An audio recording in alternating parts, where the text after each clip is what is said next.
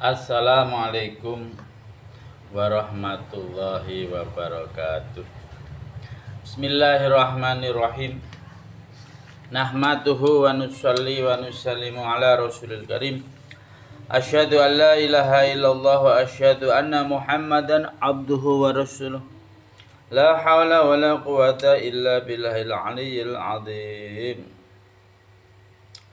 Alhamdulillah, saudaraku dimanapun Anda berada, kita jumpa lagi dalam channel yang sama, dalam program yang sama, yaitu Ta'lim wa Ta'lum, yaitu membacakan kitab Fadilah Sedekah.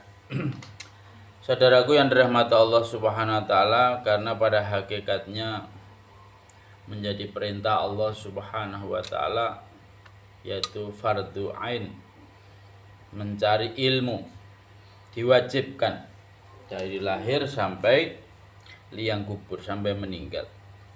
Saudaraku yang dirahmati Allah SWT, alhamdulillah, semoga Allah Subhanahu wa Ta'ala senantiasa mencurahkan rahmat, maghfirah, hidayah, taufik kepada kita, sehingga kita semakin hari semakin taat kepada Allah Subhanahu wa Ta'ala, semakin hari semakin cinta kepada Allah Subhanahu wa Ta'ala. Saudaraku yang dirahmati Allah SWT, alhamdulillah, kita lanjutkan program kita. Hari ini kita melanjutkan yang lalu, yaitu keutamaan menginfakkan harta.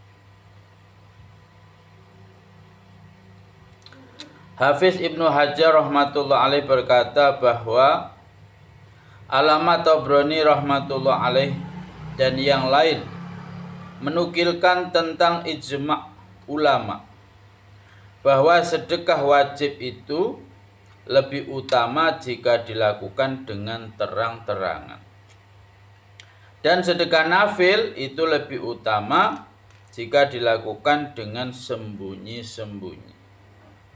Zaid bin Al-Munir rahmatullah alaih berkata bahwa masalah ini tergantung pada keadaannya.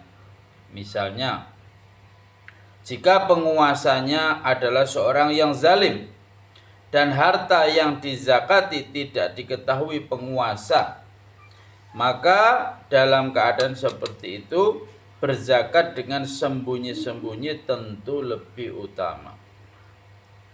Jika seseorang menjadi tokoh panutan sehingga orang-orang selalu meneladani perbuatannya, maka sedekah sunnah itu lebih utama jika dilakukan dengan terang-terangan.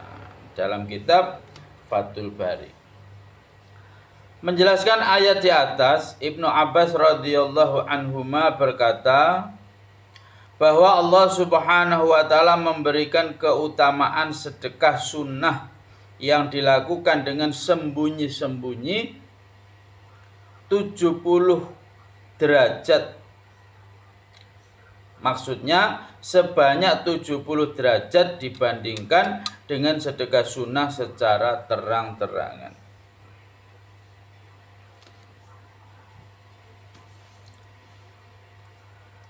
Sedangkan di dalam sedekah wajib yang dilakukan dengan terang-terangan terdapat keutamaan 25 derajat dibandingkan dengan sedekah wajib yang dilakukan dengan sembunyi-sembunyi. Demikian pula halnya dengan ibadah-ibadah wajib dan sunnah lainnya. Dalam kitab Durrul Mansur, maksudnya dalam ibadah yang lain pun mengerjakan amalan fardu dengan terang-terangan itu lebih utama daripada jika dikerjakan dengan sembunyi-sembunyi. Karena dengan mengerjakan amalan fardu dengan sembunyi-sembunyi dikhawatirkan bahwa orang-orang akan menuduh dan menyangka bahwa ia tidak melakukan kewajiban tersebut. Dan jika amalan fardu dilakukan dengan sembunyi-sembunyi, orang-orang akan menganggap bahwa amalan fardu tersebut tidak penting. Orang yang mengerjakan ibadah nafil, jika ia berpikiran bahwa dengan melakukannya secara terang-terangan maka orang-orang akan mengikuti perbuatannya, maka mengerjakan ibadah nafil dengan terang-terangan seperti itu lebih utama. Ibnu Umar radhiyallahu anhuma meriwayatkan dari Rasulullah Shallallahu alaihi wasallam bahwa amal soleh dengan sembunyi-sembunyi itu lebih utama daripada amal soleh yang dilakukan dengan terang-terangan, kecuali jika perbuatannya itu ingin ditiru. Abu Umamah radhiyallahu an berkata bahwa Abu Bakar radhiyallahu an bertanya kepada Rasulullah Shallallahu alaihi wasallam, sedekah manakah yang paling utama? Rasulullah Shallallahu alaihi wasallam menjawab, memberi dengan sembunyi-sembunyi kepada orang miskin. Sesungguhnya usaha orang miskin itu lebih utama. Inilah yang benar, bahwa sedekah sunnah yang diberikan dengan sembunyi-sembunyi itu lebih utama. Sedangkan jika terdapat kemaslahatan agama, jika sedekah sunnah diberikan secara terang-terangan, maka memberikannya dengan terang-terangan itu juga lebih utama. Tetapi dalam hal ini perlu diingat, jangan sampai lengah terhadap godaan nafsu dan syaitan yang akan memasukkan bisikan ke dalam hati untuk merusak sedekah kita.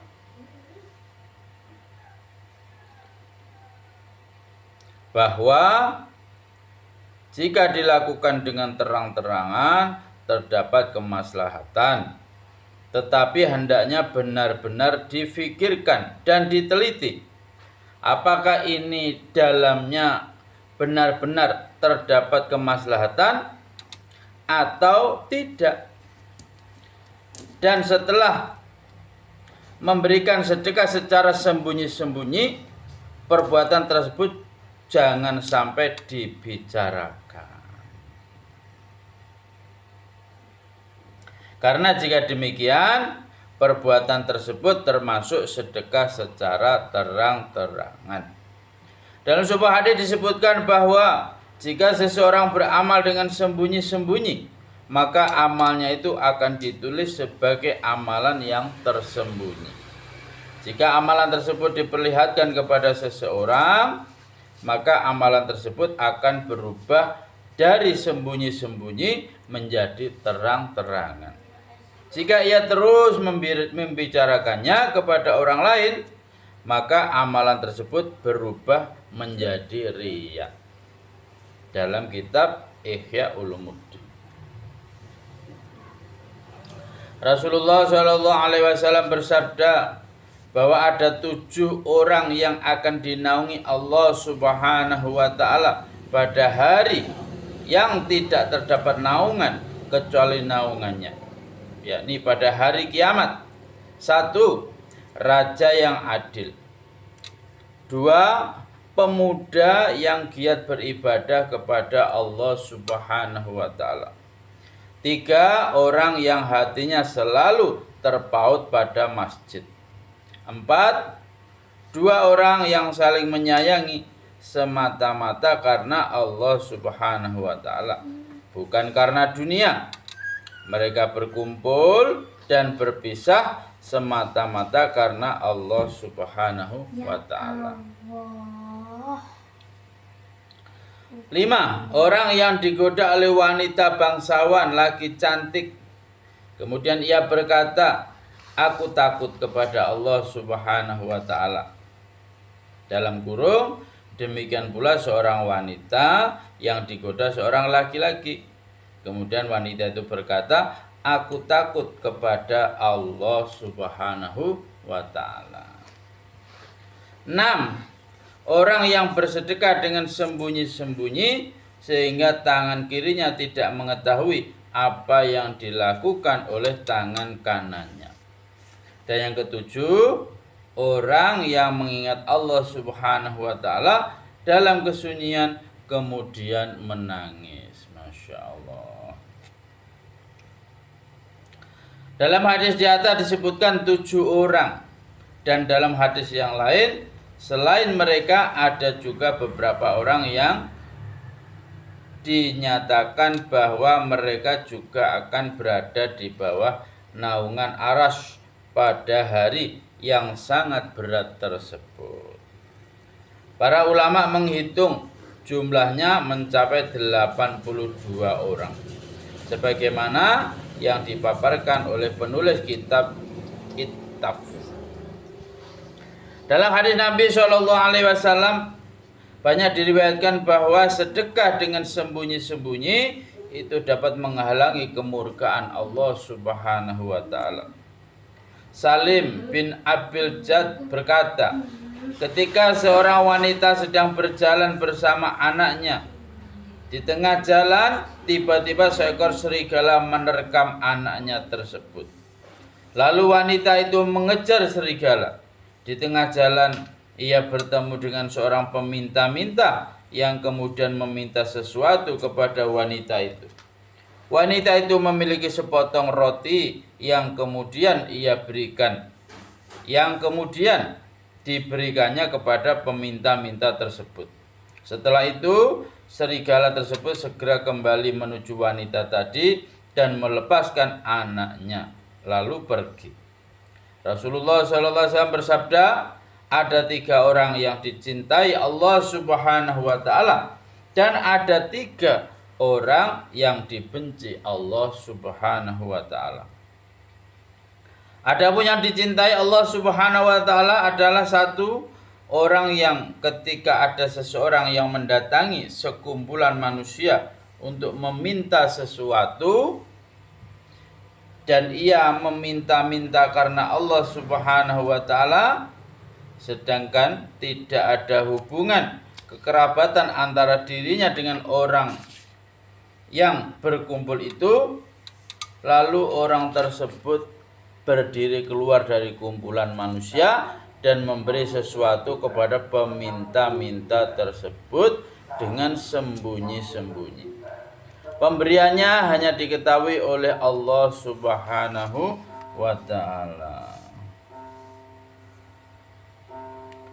3 orang yang dicintai Allah Subhanahu wa taala. 1 orang yang ketika ada seseorang yang mendatangi sekumpulan manusia untuk meminta sesuatu, ia meminta-minta karena Allah Subhanahu wa taala. Sedangkan tidak ada hubungan kekerabatan antara dirinya dengan orang yang berkumpul itu.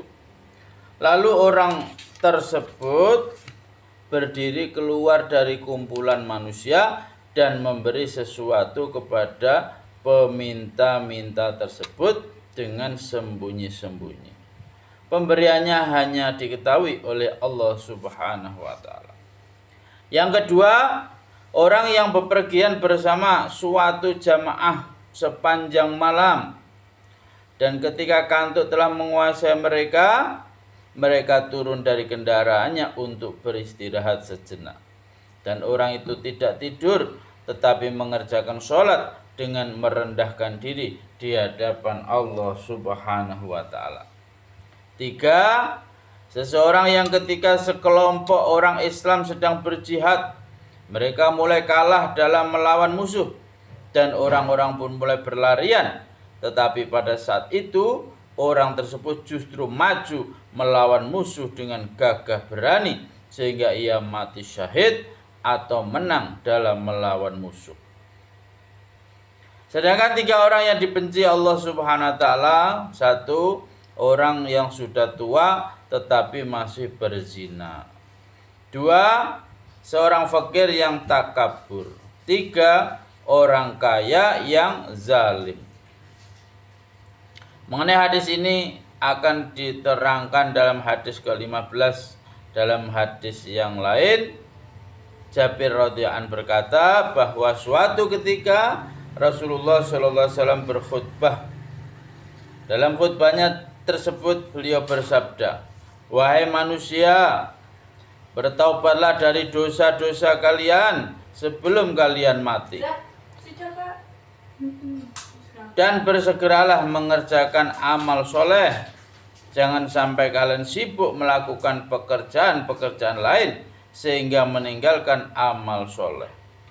Dan lakukanlah hubungan dengan Allah Subhanahu wa taala dengan memperbanyak zikir kepadanya.